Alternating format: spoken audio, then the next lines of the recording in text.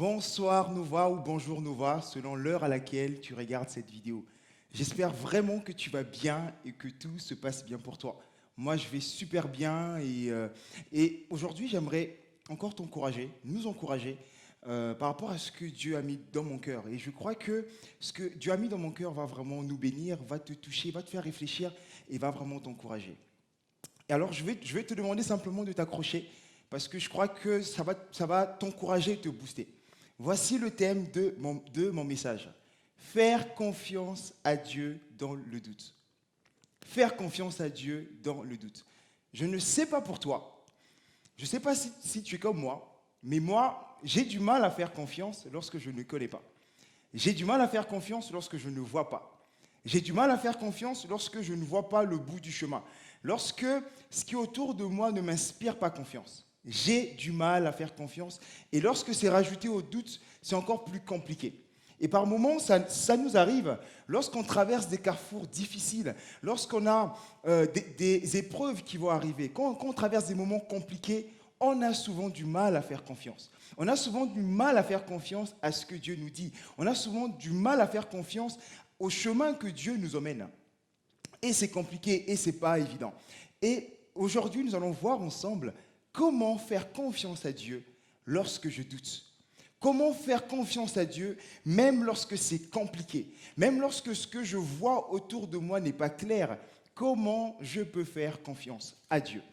Et aujourd'hui, nous allons voir deux personnes qui m'ont vraiment inspiré. Et donc, c'est Abraham et Pierre. Et on va lire ensemble, par exemple, pour l'histoire de Abraham. Si, par exemple, tu ne connais pas qui est Abraham, Abraham, c'était un serviteur de Dieu. C'était un gars qui aimait Dieu, qui obéissait à Dieu. Et à un moment donné, Dieu va lui demander de faire quelque chose. Et c'est dans Genèse 12, de 1 à 5. Et Dieu va lui demander de faire un choix, de prendre une décision. Et ça nous fait réfléchir. On va lire ensemble. Genèse 12, 1 à 5. L'Éternel dit à Abraham, va-t'en dans ton pays, va-t'en de ton pays, de ta patrie et de la maison de ton père, dans le pays que je te montrerai. Et là, Dieu va faire quelque chose. Je ferai de toi une grande nation, verset 2, et je te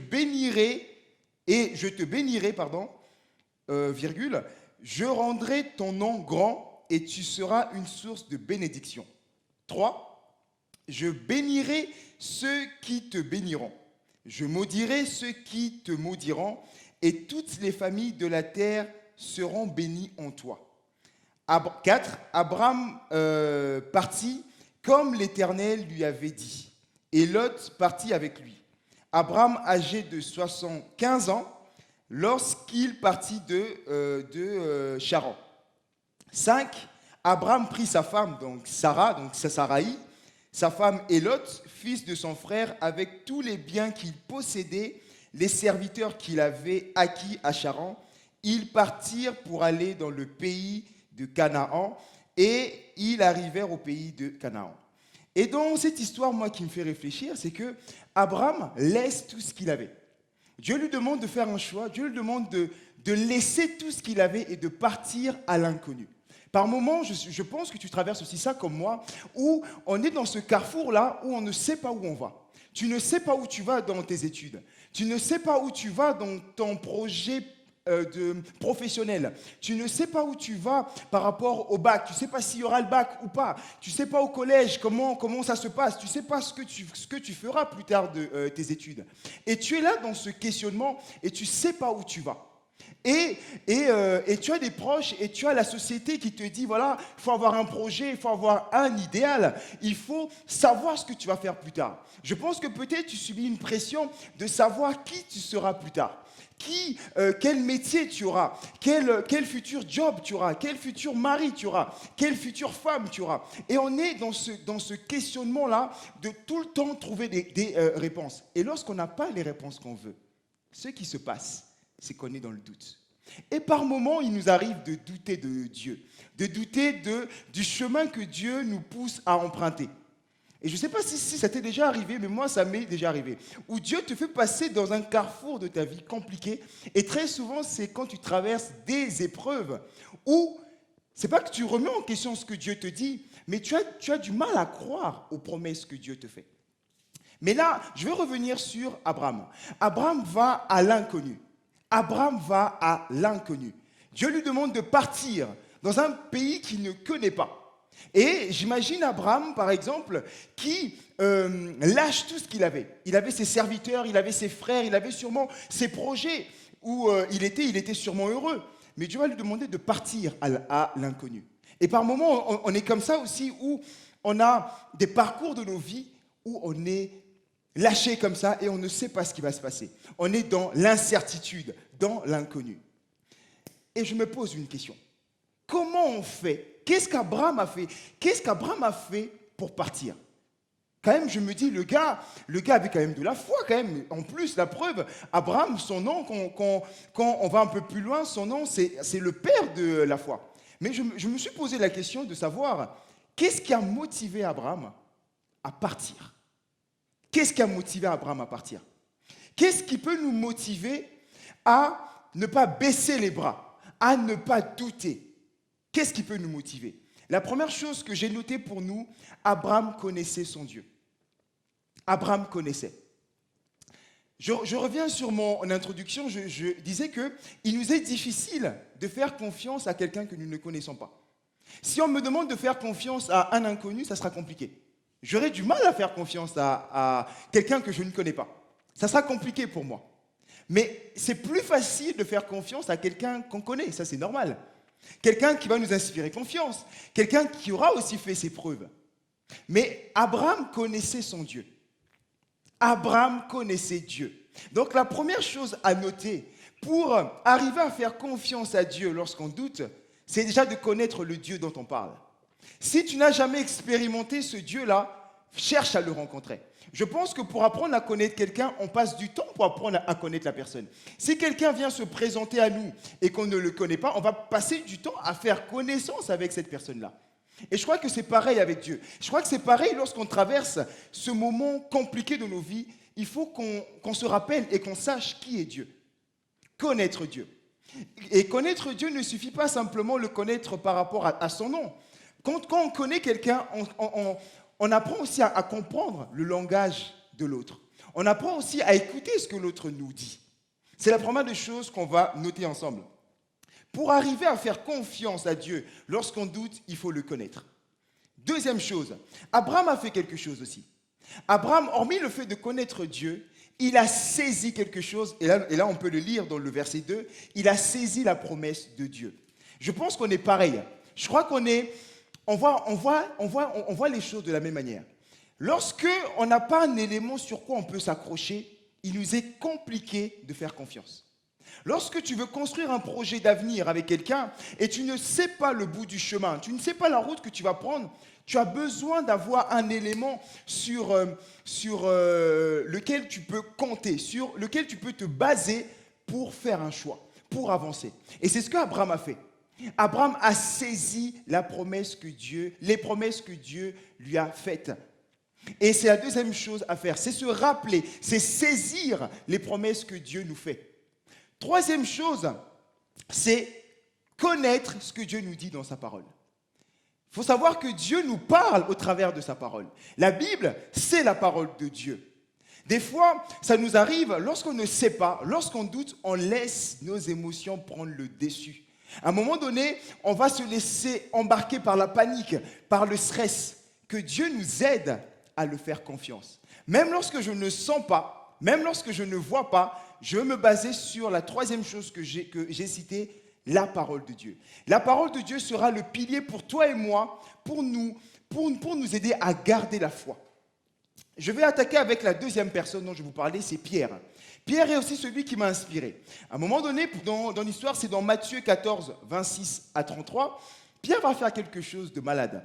Pierre va rencontrer Jésus et à un moment donné, donc on va le lire ensemble, et Jésus va lui demander de rejoindre Pierre.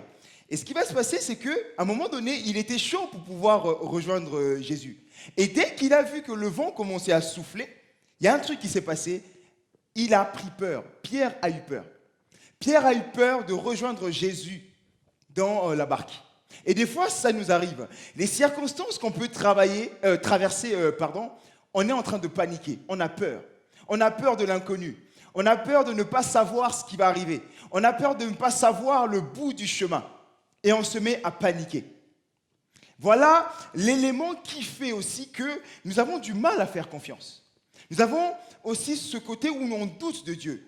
C'est lorsqu'on laisse nos problèmes prendre le dessus. Et on va lire ensemble l'histoire de Pierre et par rapport à ce qui s'est passé. Donc c'est dans Pierre 26 et Pierre 14, verset 26 au verset 33. Je lis pour nous. Quand les disciples vinrent marcher sur la mer, ils furent troublés et dirent, c'est un fantôme. Et dans leur frayeur, ils poussèrent des cris. Jésus leur dit aussitôt, rassurez-vous, c'est moi. N'ayez pas peur. 28, Pierre lui dit, Seigneur, si c'est toi, ordonne que j'aille vers toi sur les eaux. 29, et il dit, et là c'est Jésus qui parle, et il dit, viens. Pierre sortit de la barque et marcha sur les eaux pour aller vers Jésus. Et là, ce qui s'est passé dans ce verset, quand Jésus lui a dit de lui rejoindre, là, Pierre, pour l'instant, il ne doutait pas. Il s'est levé, et des fois, c'est comme ça. Des fois, quand on a un projet où on sait que c'est bon, on est pressé à se lancer parce qu'on a vu quelque chose. Et là, Pierre, donc au verset 29, il se lève pour pouvoir rejoindre Jésus. 30. Mais voyant le vent, mais voyant que le vent était fort, il eut peur. Et comme il commençait à enfoncer, il s'écria, Seigneur, sauve-moi. Et des fois, ça nous arrive aussi. Lorsque, à un moment donné, on va traverser un moment où on est à fond avec Dieu, quand tout va bien avec Dieu, quand on a l'abondance, quand on a la richesse, quand à la fin du mois, tu as un salaire, tu as quelque chose qui tombe, tu as quelque chose sur lequel tu peux t'accrocher, généralement, on n'a pas peur. On est, ouais, voilà, Seigneur, je gère, j'ai confiance. Mais dès lors où on n'a pas ce qu'on veut, dès lors où on commence à laisser le stress, la panique arriver, ce qui se passe, c'est quoi? On commence à s'effondrer et laisser les problèmes prendre le dessus. Laisser le problème nous gagner et on va se mettre à paniquer et commencer à douter de Dieu. Et ce que je voulais vraiment partager avec vous dans mon cœur et pour conclure par l'histoire de Pierre, c'est que lorsqu'on doute, en fait, le doute fait qu'on s'enfonce encore plus. Alors, la première chose, la chose à retenir, c'est que lorsque nous doutons, le doute n'est pas forcément mal. Quand on doute, ce n'est pas forcément mauvais, parce que nous sommes des hommes qui ont besoin d'avancer. Je crois que si, par exemple, on nous met dans une situation où on ne maîtrise pas, on va forcément douter. Mais je crois qu'à un moment donné, le doute doit s'arrêter. À un moment donné, lorsque tu es enfant de Dieu ou lorsque tu te rapproches de Dieu, il faut qu'on apprenne à faire confiance à Dieu. À un moment donné, le doute doit s'arrêter. Apprendre à faire confiance à Dieu. Et vraiment, aujourd'hui, j'aimerais t'encourager. Je ne sais pas ce que tu traverses, je ne sais pas ce que tu vis en ce moment. Je ne sais pas quel vent souffle pour toi en ce moment. Mais laisse-moi te dire que tu n'es pas seul. Et que Dieu veut que tu te bases sur sa parole. Pas simplement sur ce que tu ressens, sur ce que tu sens, sur ce que tu veux voir. Base-toi sur ce que Dieu dit. Parce que j'aime ce passage de la Bible qui nous dit que ce qui est entre les mains de Dieu, personne ne peut nous le ravir. Crois en cette parole. Que Dieu a un projet de paix pour toi et non un projet de malheur. Et fais-lui confiance. Même si tu vas stresser, même si tu ne vois pas le bout du chemin, fais confiance à Dieu. Ce n'est pas maintenant qu'il a commencé avec toi. Et je crois qu'il a fait une alliance personnelle avec toi et moi. Fais confiance à Dieu. Ne te base pas sur ce que tu sens, base-toi sur ses promesses. Base-toi sur ta foi. Place ta foi en lui et lui va te donner la solution. Je vais conclure et je vais prier pour toi et moi qui traversons ces moments compliqués, ces moments où on a besoin de Dieu, où on veut voir Dieu agir dans nos vies. Seigneur, nous voulons venir encore à toi et te demander peut-être pardon, Seigneur, pour nos peurs, pour nos doutes, parce que nous sommes que des hommes. Il nous arrive de douter, Seigneur. Pardonne-nous de nos doutes. Lorsqu'on ne sait pas, Seigneur, il nous arrive de douter de toi.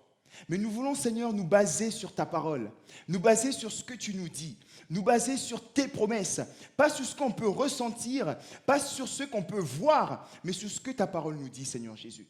Alors merci, Saint-Esprit, de encore venir nous convaincre, d'encore venir nous remplir de toi, parce que nous avons besoin de toi, Seigneur Jésus. Relève cette personne qui a besoin de garder cette confiance en toi, Seigneur Jésus. Merci de le faire, Saint-Esprit. Dans le nom de Jésus. Amen. J'espère que cette capsule t'a vraiment béni. C'était un peu court, mais je crois qu'on aura l'occasion de développer encore ce sujet-là. N'hésite pas à partager cette vidéo et encore t'accrocher parce que ce n'est pas fini. Il y a encore une suite. Sois béni.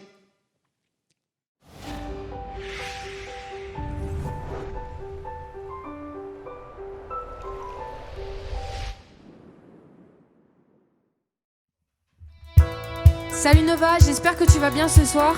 On est ensemble et on est content de te retrouver pour pouvoir louer et chanter notre Dieu. On va taper des mains ensemble.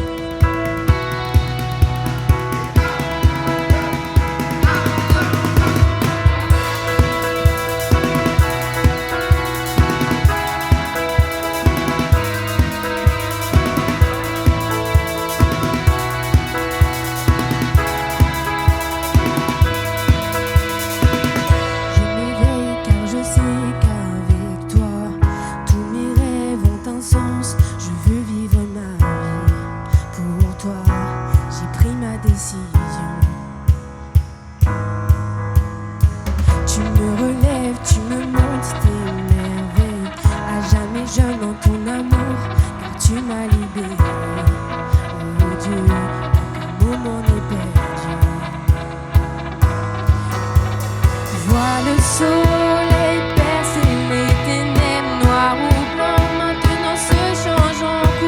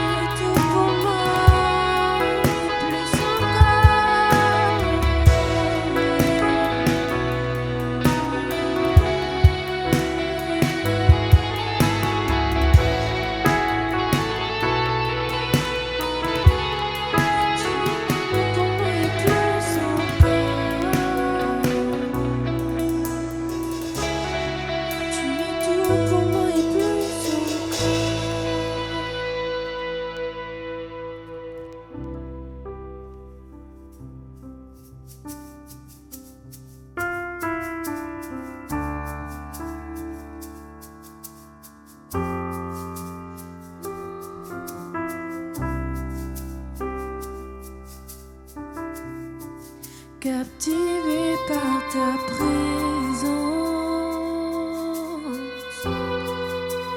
Je désire rester là à tes pieds, captivé par ta sainte présence.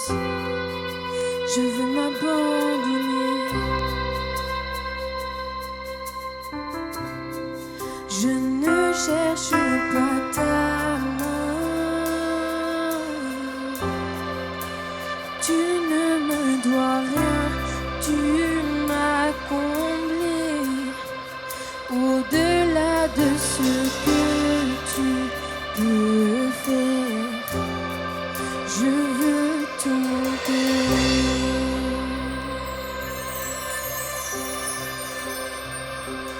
Pardonne-moi quand tout n'est qu'une habitude.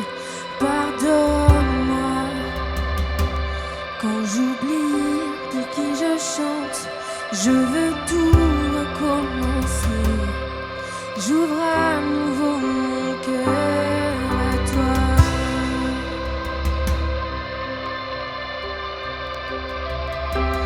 Pardonne-moi quand je ne pense qu'à moi seul.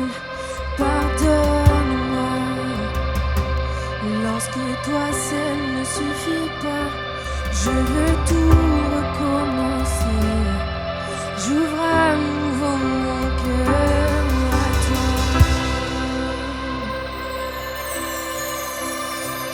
Captivé par ta présence,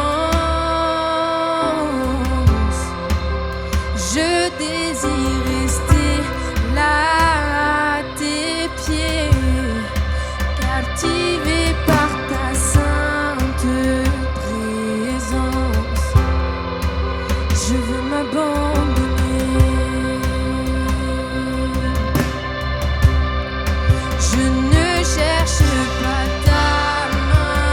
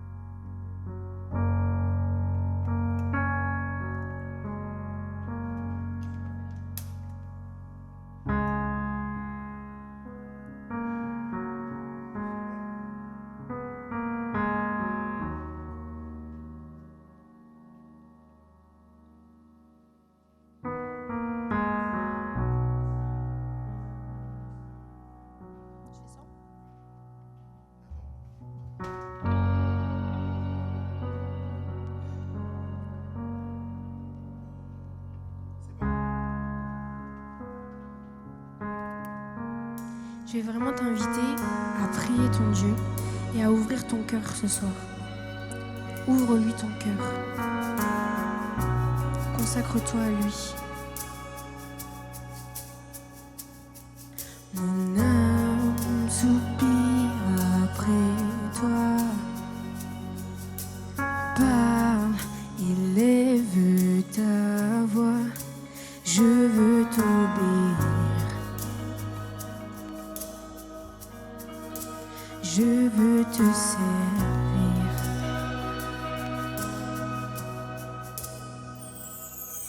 Enseigne-moi ton chemin. Prends ce qui me retient de te voir, Jésus. Je veux t'aimer plus. Car tu dis que ceux qui te cherchent te trouvent. Je t'en prie, mon Dieu, porte-moi secours.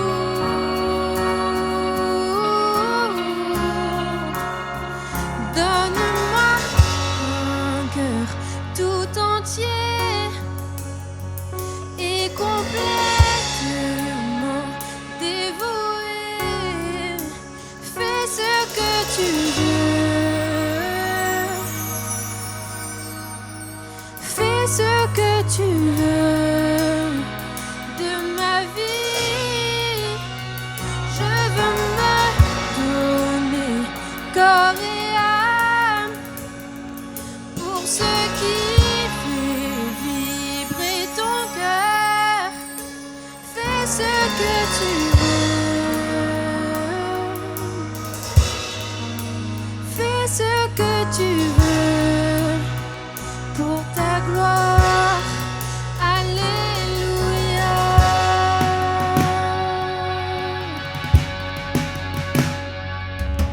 Mon âme soupire après toi.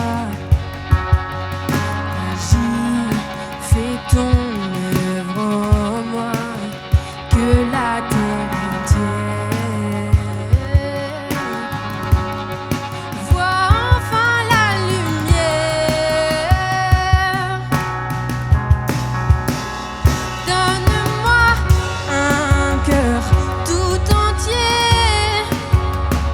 et complètement dévoué.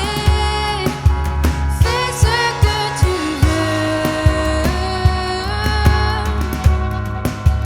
Fais ce que tu veux de ma vie.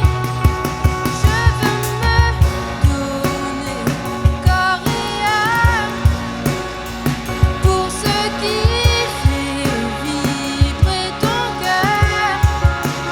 Fais ce que tu veux.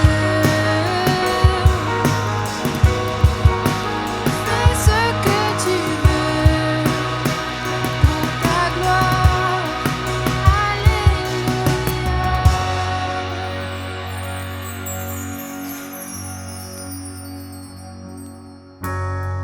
Ton amour est fort, il brise les chaînes et terrasse la mort. Non, rien ne te freine. Tu as tout donné pour que j'ai la vie. Prends mon cœur tout entier. Seigneur, me voici. Ton amour est fort, il brise les chaînes et terrasse la mort. Non, rien ne te freine. Tu as tout donné pour que j'ai la vie. Prends mon cœur tout entier. Seigneur, me voici.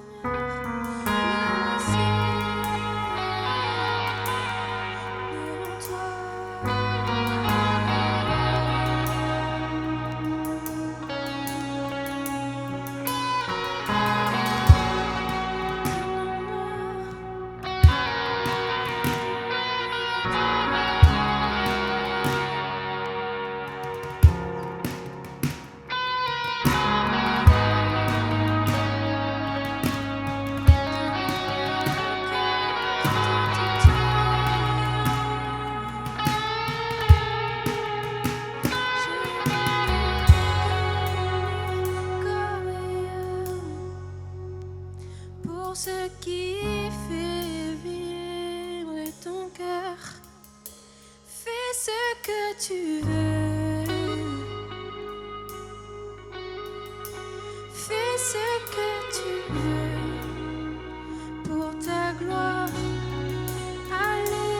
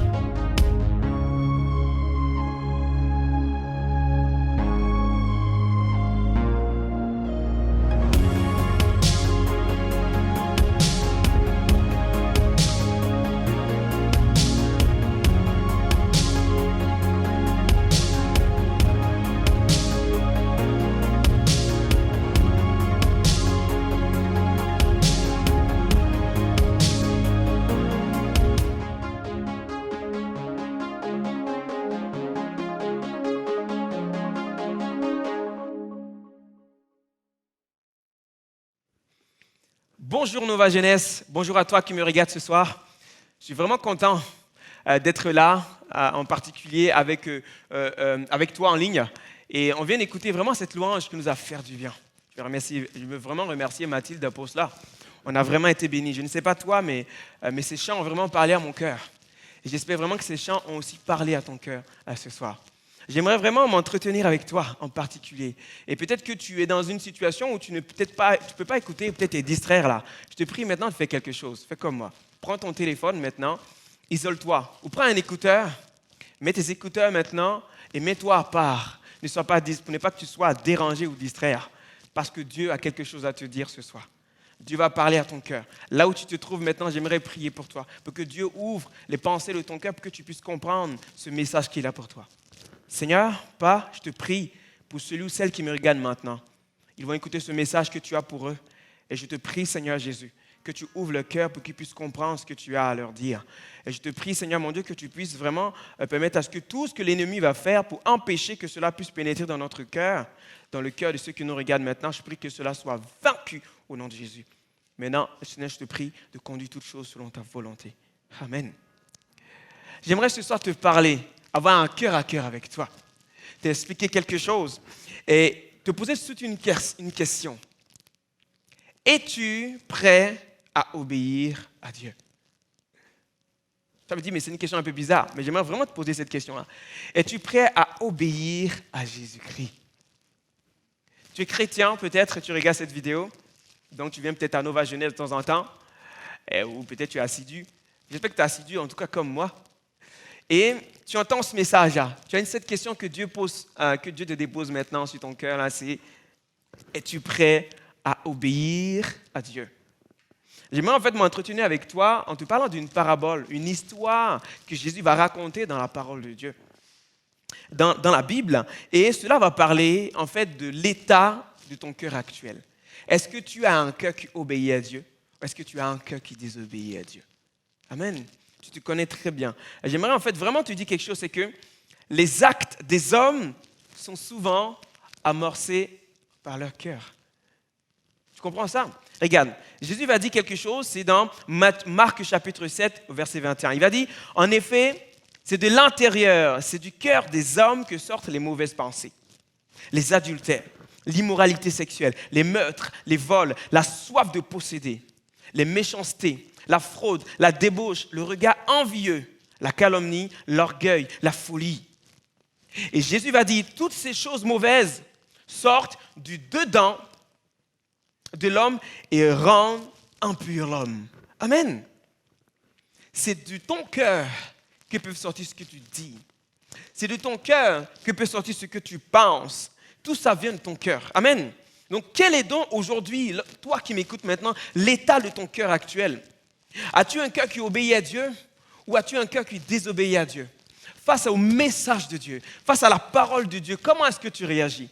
Ma question pour toi ce soir, c'est comment est-ce que tu vas réagir en entendant ce que Dieu a à te dire? Peut-être que tu n'es pas chrétien, peut-être que tu es non-croyant et tu te dis, mais peut-être que ça ne m'intéresse pas, ça ne me concerne pas. J'aimerais te dire que ça te concerne aussi parce que Dieu parle aussi aux non-croyants. Dieu parle aussi aux hommes, aux femmes en fait qui ne croient pas encore en lui. Dieu te parle aussi. Actuellement, il est en train de parler au travers de moi et je te demande maintenant de tenir debout et de m'écouter jusqu'à la fin. Amen. En parlant de toi ce soir, je voudrais m'adresser plus particulièrement à ton cœur ce soir. Quand tu entends la parole de Dieu, quand tu entends ce que Dieu te dit, quand tu entends le message de Dieu, comment est-ce que tu fais? Pour vous qui fréquentez souvent l'église, les jeunes, lorsque vous entendez la parole de Dieu, vous venez dimanche après dimanche et vous entendez les messages de Dieu. Vous venez samedi, peut-être après samedi, vous êtes connectés très souvent sur Nova Jeunesse et vous entendez les prédications. Vous entendez la parole de Dieu qui est prononcée, le message de Dieu. Et j'aimerais te demander quelque chose. Qu'est-ce que tu fais face à ce message-là? Qu'est-ce que tu fais? Jésus, dans la parole de Dieu, va décrire l'état de notre cœur. Et tu vas entendre cette parabole de Jésus, et Jésus va te demander ce soir de prendre position, de regarder par rapport à ce qu'il va décrire dans la Bible, quelle est la place qui est occupée dans ton cœur actuellement. Comment la parole de Dieu occupe la place dans ton cœur ce soir. Je t'invite avec moi, on va aller dans Matthieu chapitre 13 à partir du verset 1. On va le lire ensemble. Regarde avec moi. Il est dit dans Matthieu 13, verset 4, « Un semeur sortit pour semer. Comme il semait, une partie de la semence tomba le long du chemin. Les oiseaux vinrent et ils la mangèrent. Une autre partie tomba dans les endroits pierreux où il n'y avait pas beaucoup de terre. Elle leva aussitôt, parce qu'elle ne trouvait pas un sol profond. Mais quand le soleil parut, elle fut brûlée et sécha, faute de racines. Il dit, une autre partie tomba parmi les épines. Les épines montèrent et l'étouffèrent. Une autre partie tomba dans la bonne terre. Elle donna du fruit. Un grain pour 100, un autre 60, un autre 30. Que celui qui a des oreilles pour entendre, ce soir, entende. Et les disciples vont se rapprocher de Jésus parce que personne ne comprend ce que Jésus est en train de dire à ce moment-là. Et ils vont demander l'explication à Jésus. Écoute l'explication de Jésus par rapport à ce passage. Il dit, lorsqu'un homme écoute la parole de Dieu, c'est au verset 18, lorsqu'un homme écoute la parole du royaume, il ne la comprend pas, Alors, le malin vient et il enlève ce qui a été semé dans son cœur. Cet homme, c'est celui qui a reçu la semence le long du chemin. Deuxième cas, celui qui a reçu la semence dans les endroits pierreux, c'est celui qui entend la parole et la reçoit aussitôt avec joie dans son cœur. Mais il n'a pas de racine en lui-même. Il manque de persistance. Et dès que survient une tribulation ou une persécution à cause de la parole, il y trouve une occasion de chute. Celui qui a reçu la semence parmi les épines, c'est celui qui entend la parole, mais en qui les soucis du siècle et la séduction des richesses étouffent cette parole et la rendent infructueuse. Le quatrième point, c'est ça. Celui qui a reçu la semence dans la bonne terre, c'est celui qui entend la parole et la comprend. Il porte du fruit, et un grain en donne 100, et un autre 60, et un autre 30. Alléluia! Est-ce que tu comprends ce que Jésus est en train d'expliquer? Jésus va expliquer une parabole, et ici j'aimerais te dire quelque chose, c'est que la terre ici représente ton cœur. Tu vois? Et la semence, c'est le message de Dieu. C'est la parole de Dieu que tu entends. Tu entends la parole de Dieu dimanche après dimanche, peut-être sur le net. Et qu'est-ce que tu fais face à la parole de Dieu que tu écoutes? Tu es peut-être chrétien de longue date, depuis un moment donné. Et tu connais les désirs de Dieu pour ta vie. Tu connais ce que Dieu veut pour toi. Tu entends le message de Dieu. Tu la comprends. Tu comprends ce message. Mais quelle est ta position face à ça? Est-ce que tu es un auditeur oublieux?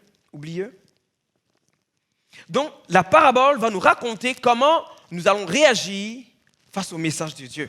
Et alors, aujourd'hui, j'aimerais t'expliquer 4 points par rapport à cela. Ton cœur peut être endurci, il peut être superficiel, distraire, ou ton cœur peut être réceptif au message de Dieu. Tu comprends ça? On va voir le premier point ensemble, un cœur endurci. Le mot endurci écrit dans la Bible, c'est poro, qui signifie devenu dur ou perdre le pouvoir de la compréhension.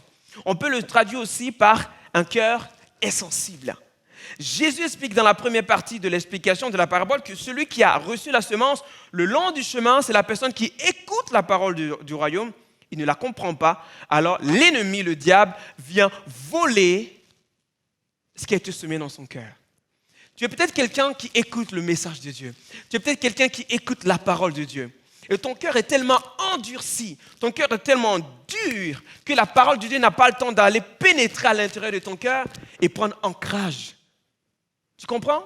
Tu es peut-être non-croyant et tu entends le message de Dieu. Tu entends la parole de Dieu, elle est proclamée. Tu as les prémices de Dieu dans ta vie. Et tu le vois, tu sais très bien que c'est la vérité. Mais comme tu as un cœur qui est insensible aux paroles de Dieu. Tu as décidé de toute façon que tout ce que les chrétiens font sont mauvais. Tu as décidé de toute façon de refuser la main tendue de Dieu. Et tu as un cœur insensible. Il y a des chrétiens même qui fréquentent l'église, mais qui ont un cœur endurci, insensible à la parole de Dieu. Et cela n'a pas le temps de pénétrer dans ton cœur. Tu entends le message de Dieu. Lorsque Dieu te parle, tu comprends ce que Dieu veut te dire, mais ça n'a pas le temps d'entrer et de prendre ancrage. Donc tu es insensible à la parole de Dieu. Alléluia. À cause de la dureté de ton cœur. Et le deuxième point que j'aimerais aborder avec toi, si tu es dans ce cas de figure, c'est quelqu'un qui a un cœur superficiel. Cette deuxième catégorie, dans cette deuxième partie de la parabole, Jésus parle de quelqu'un qui a un cœur superficiel. Il y a des gens, vous connaissez des gens, de toute façon, on les voit, ils sont faux. Tout ce qu'ils racontent, c'est faux. Tout ce qu'ils disent, c'est faux. Ils font semblant devant vous d'être des gens qui sont bien. Et à un moment donné, lorsque vous les connaissez réellement, vous voyez que c'est des gens qui sont superficiels. Je suis sûr que tu as déjà rencontré quelqu'un comme ça, de superficiel. Le superficiel, c'est quoi? C'est le caractère de ce qui est limité à la surface et qui n'a pas de profondeur. Par exemple, je te parle d'une personne qui est superficielle, c'est une personne qui est incapable de s'intéresser aux réalités profondes. Vous connaissez des gens comme ça, superficiels. Tu entends la parole de Dieu, mais elle reste superficielle. C'est l'état d'un cœur qui a reçu la semence, c'est-à-dire la parole de Dieu dans un sol qui est pierreux. Regarde, Jésus dit au verset 20, « Celui qui a reçu la semence dans les endroits pierreux, c'est celui qui entend la parole, la reçoit aussitôt avec joie. Mais il n'a pas de racine en lui-même, il manque de persistance. Et dès que survient une tribulation, une persécution à cause de la parole, il trouve une occasion de chute. » Lorsque tu entends le message de Dieu, Tu comprends le message de Dieu. Tu comprends ce que Dieu veut te dire.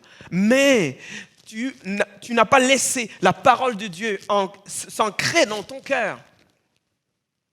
Tu ne l'as pas laissé pousser et prendre racine. Et quand surviennent maintenant les difficultés de la vie, les épreuves, face aux épreuves de la parole de Dieu, tu abandonnes tout. Dès qu'il s'agit d'obéir maintenant à la parole de Dieu, ça devient compliqué pour toi. Tu es d'accord avec ce qui est prêché, comme ce soir. Tu es d'accord avec ce que je dis. Mais dès que tu vas fermer ton écran et tu vas te demander d'obéir à sa parole, tu vas laisser ça de côté. Parce que tu vas te dire que ça, c'est difficile pour moi d'y arriver. C'est difficile pour moi d'obéir à la parole de Dieu. Et alors, tu laisses tomber. Tu abandonnes tout dès que ça devient difficile. Dieu aimerait ton courageux ce soir et te dit de ne pas toujours succomber. Il faut que tu prennes ancrage. Laisse la parole être ancrée dans ton cœur. Nourris-toi de la parole de Dieu. Crois à ce que tu entends. Crois à ce qui est dit et garde-le dans ton cœur. Médite-le constamment jour et nuit pour voir comment Dieu va parler à ton cœur. Médite-le jour et nuit pour que cela puisse entrer dans ton cœur. Dis-moi quelque chose.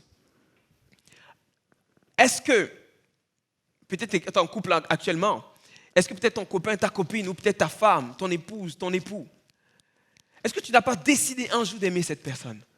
Tu as décidé, n'est-ce pas? Et pour aimer quelqu'un, il faut continuer, en fait, pour continuer à aimer quelqu'un, il faut continuer à nourrir cet amour-là dans notre cœur. Il faut continuer à nourrir cet amour. Et comment tu fais? Tu vas sortir avec ta femme, tu vas sortir avec ton copain, tu vas faire des activités avec cette personne, tu vas l'entretenir. Et lorsque tu entends le message de Dieu, qu'est-ce que tu fais face à cela? Est-ce que cela a le temps de pénétrer à l'intérieur de ton cœur? Il y a beaucoup comme ça d'entre vous qui m'écoutez ce soir. Vous entendez le message de Dieu, vous entendez la parole de Dieu. Elle n'a pas le temps de pénétrer dans votre cœur. Elle commence à pousser. Tu comprends ce qui est écrit. Tu es d'accord avec ça, mais ça n'a pas le temps d'entrer en toi. Et tu abandonnes en chemin. Dès que ça devient difficile, lorsque le Seigneur te demande de te séparer de tes amis, parce que ces compagnies ne sont pas de bonnes compagnies pour toi, tu le sais très bien. Mais qu'est-ce que tu fais? Tu dis, Seigneur, c'est compliqué, j'aime mes amis, je ne peux pas me séparer d'eux. Alors Dieu te dit, mais ces compagnies-là, ne sont pas de bonnes compagnies, non pas de bonnes... Ces relations que tu entretiennes, ne sont pas de bonnes relations parce qu'elles t'éloignent de moi. Et qu'est-ce que tu fais face à cela? Tu dis, Seigneur, c'est trop compliqué pour moi. Alors je vais continuer le chemin que j'ai pris. Alors tu vois, tu es dans ce deuxième cas de figure. Alléluia. J'aimerais te parler de la troisième semence. La troisième semence tombe dans un sol qui est rempli d'épines. Et Jésus dit au verset 22, celui qui a reçu la semence parmi les épines, c'est celui qui entend la parole, mais qui les soucis du siècle et la séduction des richesses et toute cette parole et la rendent infructueuse. En d'autres mots, tu as entendu le message de Dieu, tu as compris, et elle a même été ancrée dans ton cœur. Tu as cru au message de Dieu.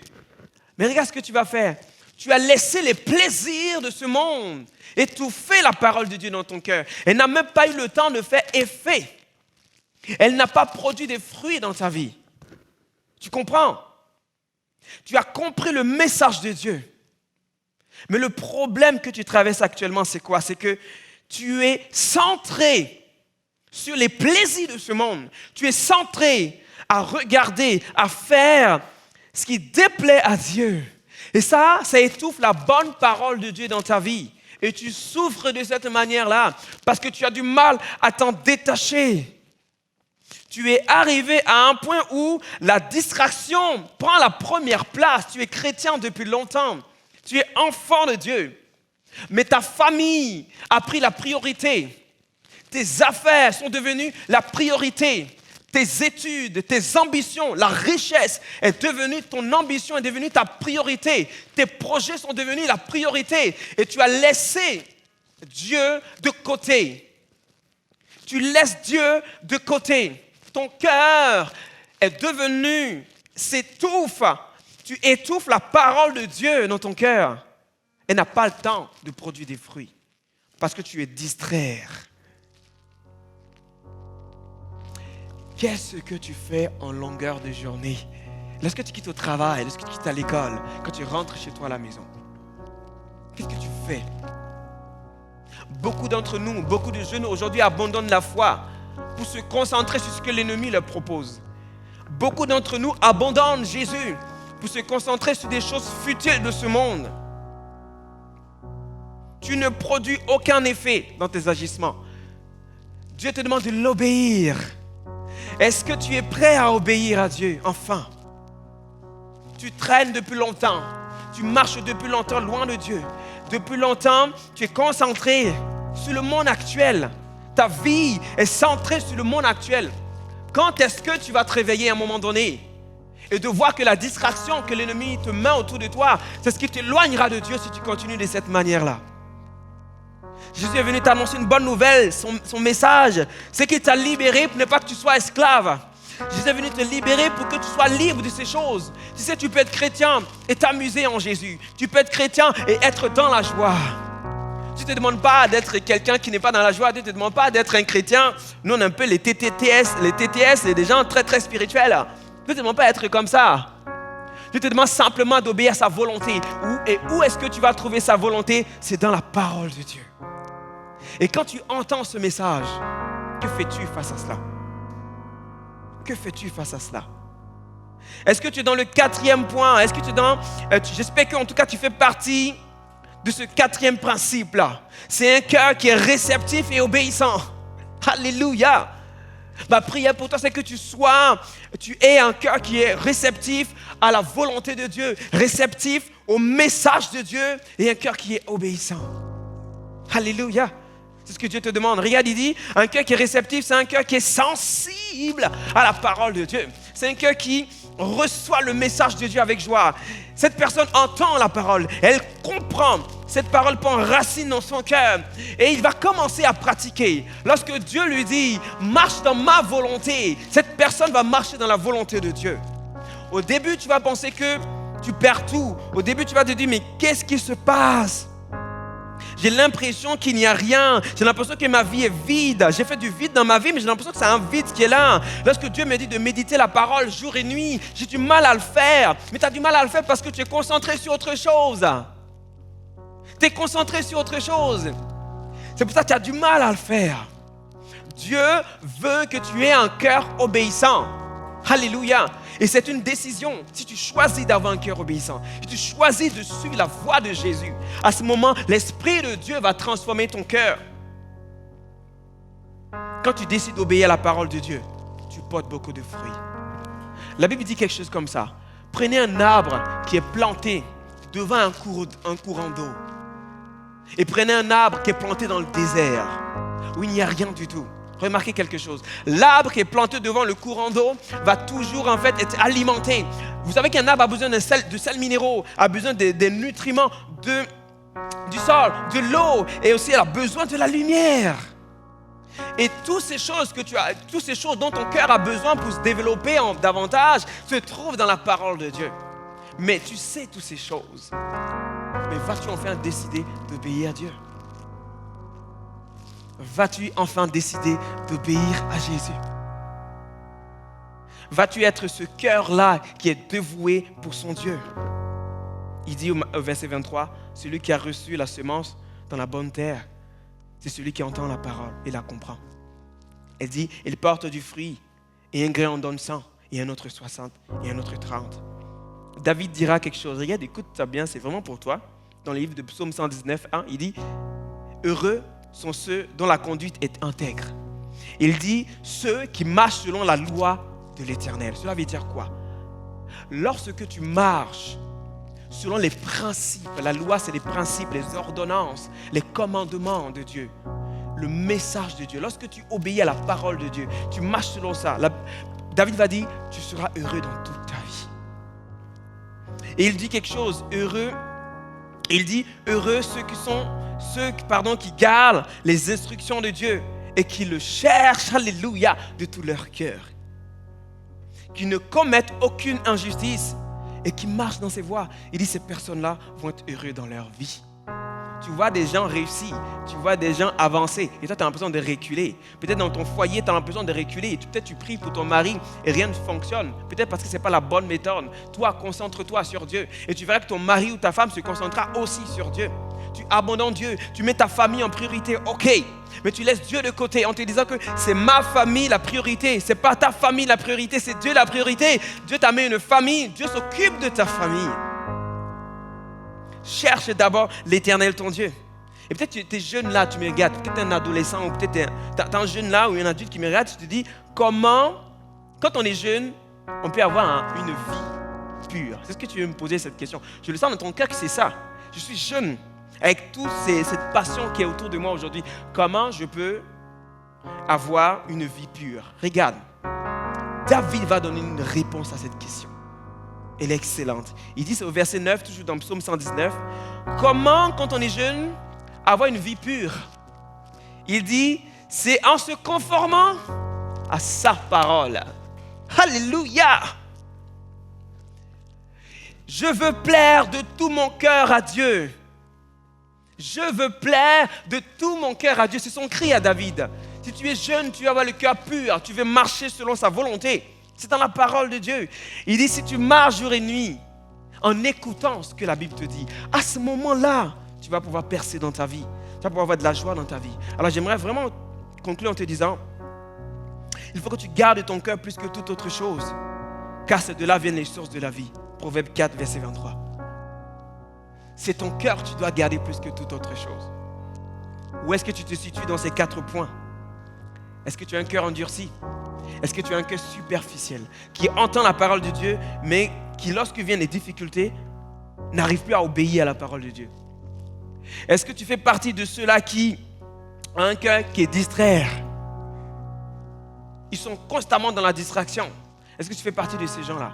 Un cœur qui est distrait, qui entend la parole de Dieu, mais qui laisse les épines de la vie bouffer cela en elle. J'aimerais vraiment t'inviter à être comme cette terre, cette bonne terre, celle qui entend la parole de Dieu, qui la comprend tout de suite et qui décide de pratiquer cela. Amen. Je vais t'expliquer rapidement quelque chose avant de terminer. J'avais un souci, notamment dans la Bible, par rapport à la foi. J'avais un souci, c'est que Dieu disait, ayez la foi. Dieu aime bien dire ça, ayez la foi en Dieu. Et je me disais, mais Seigneur, c'est bizarre, tu me dis d'avoir la foi en toi, mais pourquoi quand je te prie, je n'ai pas de réponse souvent à mes prières? C'est peut-être ton cas. Pourquoi quand je te prie, Seigneur, pourquoi quand j'essaye de te demander quelque chose, il ne se passe rien? Pourquoi quand je prie pour quelqu'un, il ne se produit rien du tout? Et Dieu va me répondre. Il faut avoir la foi sans douter. Il faut avoir la foi en Dieu. Il dit sans douter, parce qu'il dit, celui qui doute, Rémi, si tu doutes, tu n'obtiendras jamais rien de moi. J'ai compris quelque chose. C'est que mon cœur doit croire en Dieu. Et j'ai fait cette expérience avec Dieu. Puis j'ai dit, ok. Donc, tu dis, si je crois, je verrai ensuite la chose s'accomplir. J'ai dit, d'accord. J'ai dit, Seigneur, je suis là dans ma chambre aujourd'hui. Je crois que Dieu, tu vas me renouveler du Saint-Esprit tout de suite. Et je peux te l'assurer. J'ai commencé à déclarer les paroles de Dieu. J'ai dit, maintenant, Seigneur, renouvellement de ton esprit maintenant. Alléluia! Il s'est passé quelque chose dans ma chambre. Je n'ai même pas compris moi-même. Mais je savais que l'Esprit de Dieu était en train de travailler en moi. Il était en train de me renouveler. J'ai commencé à parler de nouvelles langues que je n'avais jamais parlé auparavant. Alléluia! Et il l'a fait, il m'a démontré, il m'a dit, tu vois, je t'avais dit, si tu crois simplement, cela se produit. C'est ça, avoir la foi en Dieu. Il faut travailler ton cœur. Laisse Dieu travailler ton cœur. C'est de là que viennent les injustices, c'est de là que viennent tout ton comportement. Ce qui sort de ta bouche, ce n'est pas ça qui est impur. Mais c'est ce qui entre de ta bouche, pardon, ce n'est pas ça qui est impur. C'est ce qui sort de ta bouche. Et ce qui sort de ta bouche dans tes pensées, c'est l'état de ton cœur. Ce qu'on voit aujourd'hui, la guerre que vous voyez aujourd'hui, tout ce qui se passe dans l'entour, tout ce qui est mauvais, de l'homme, ça vient du cœur de l'homme. Alors j'aimerais t'encourager ce soir, là où tu es maintenant, à fermer tes yeux. Et je vais prier pour toi. Si vraiment tu veux avoir un cœur dévoué pour Dieu, un cœur obéissant, peut-être tu as du mal à le faire. J'aimerais t'encourager et prier pour toi, pour que Dieu t'aide dans ton quotidien. Choisis de pouvoir obéir à Dieu. Choisis de lire ta Bible jour et nuit. Choisis d'obéir à ce que Dieu va faire. Et tu verras ensuite cela s'accomplir dans ta vie. Amen. Seigneur, je te prie maintenant pour cette personne qui m'a écouté jusqu'à la fin maintenant, là, qui est là, qui écoute. Je te prie maintenant au nom de Jésus et que tu connais son cœur. Tu vois que son cœur peut-être te cherche. Elle est peut-être dans ces 4 cas de figure, dans ces 3 premiers cas de figure peut-être. Elle ne sait pas comment faire. Je te prie pour elle maintenant au nom de Jésus. Que tu touches cette personne. Tu transformes son cœur. Elle a décidé maintenant de te suivre. Elle a décidé maintenant de se consacrer à toi tout entier. Alors je te prie au nom de Jésus. Maintenant même tu agis dans son cœur. Je te prie maintenant pour une personne qui est là, qui est malade aussi maintenant. Tu es malade là, tu es là présentement et tu vas obtenir la guérison. Je vais prier pour toi maintenant. Je te prie de prendre ta main là où tu es maintenant et touche l'endroit où tu as mal. Touche l'endroit maintenant où tu as besoin de guérison. Je te demande de le faire maintenant avec foi, autorité. Fais-le maintenant. Touche l'endroit maintenant où tu as mal. Ce n'est pas Rémi qui guérit, c'est le Seigneur qui guérit. C'est la foi qui te guérira. Si tu crois que Dieu peut le faire maintenant, je vais prier pour toi pour terminer. Que Dieu guérisse maintenant où tu te trouves. Seigneur, au nom de Jésus, nous croyons que, Seigneur mon Dieu, l'écran n'est pas une barrière à la bénédiction. Ce serviteur qui a dit simplement, dis un mot et cette personne sera guérie. Seigneur, je te prie maintenant pour cette personne, là où elles sont maintenant, là, ces personnes qui sont malades et qui touchent leur corps maintenant, là où ils sont, au nom de Jésus, qu'ils reçoivent la guérison. Au nom de Jésus, maintenant, tu touches leur vie. Seigneur, tu opères le miracle maintenant. Et que ces personnes puissent recevoir en ton nom, Seigneur, la guérison parce que c'est toi qui guéris. Maintenant, Père, je crois que tu le fais. Au nom de Jésus. Au nom de Jésus. Amen. Amen. Si tu as été rétabli, si Dieu a guéri ton cœur, il a guéri vraiment un membre de ton corps, je te prie maintenant, tu te mets un commentaire d'ici quelques jours en bas de cette vidéo pour que tu puisses nous témoigner de ça. Et que Dieu te bénisse et que Dieu t'accompagne. On se retrouve la semaine prochaine avec Nova Jeunesse en présentiel et que Dieu vous bénisse. God bless you.